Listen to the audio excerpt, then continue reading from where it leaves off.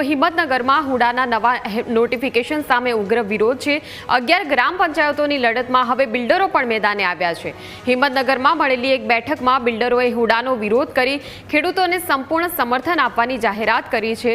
Urban development ઓથોરિટીએ નકશા સાથે નવું નોટિફિકેશન બહાર પાડતા જ વિરોધનો સૂર ઉગ્ર બન્યો છે। આ કાયદા અંતર્ગત જમીન સંપાદનમાં 40% કપાતનો નિયમ છે, જે ખેડૂતો અને બિલ્ડરો બંને માટે મોટો આર્થિક ફટકો છે। બિલ્ડરોએ સ્પષ્ટતા કરી છે કે હિંમતનગરના વિકાસ માટે હુડાની કોઈ જરૂર નથી। અહીં રોડ રસ્તાની પૂરતી સુવિધાઓ પહેલેથી જ છે। આ શહેર એટલું મોટું નથી કે હુડા જેવી ઓથોરિટીની જરૂર પડે। આ નિયમથી તેમની અગાઉ ખરીદેલી જમીનોમાં મોટા પાયે નુકસાન થઈ રહ્યું છે, સાથે જ તેમના નવા પ્રોજેક્ટ્સ પણ અટકી ગયા છે।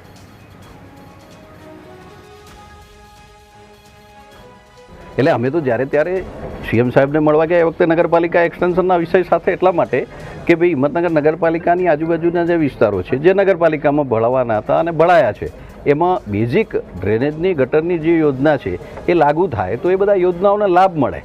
એનાથી આગળ હુડાનો વિષય એ અલગ છે, પણ બિલ્ડરની માગણી કે જે 40% કપાત છે એ ન હોય, એ કપાત ત્યાં પણ 20% હોય, એટલા માટે કે નગરપાલિકા વિસ્તારમાં 20%ની જ કપાત છે।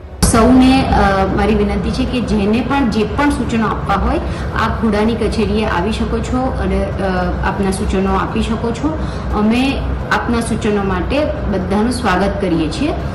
આ ડ્રાફ્ટ ડેવલપમેન્ટ પ્લાન બાબતે કોઈ પણ સમજફેર હોય અથવા તો કોઈ વધુ માહિતી જોઈતી હોય તો પણ આપ હુડાના ટેકનિકલ સ્ટાફનો રૂબરૂમાં પણ સંપર્ક કરી શકો છો। આજરોજ સહકારી જીમ ખાતે બિલ્ડરો અને ખેડૂતોની સંયુક્ત મિટિંગ થઈ છે, જે હુડાના વિરોધ માટે થઈ હતી।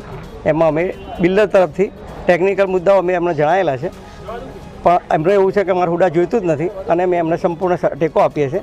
જો ખેડૂતો બધા જ ખેડૂતો, અમે બી ખેડૂતો છે અને જોડે જો આજે 11 પંચાયતના ખેડૂતો વિરોધ હોય તો અમે અલગ રહી શકીએ એવું નથી, એમને અમે સંપૂર્ણ ટેકો આપેલો છે।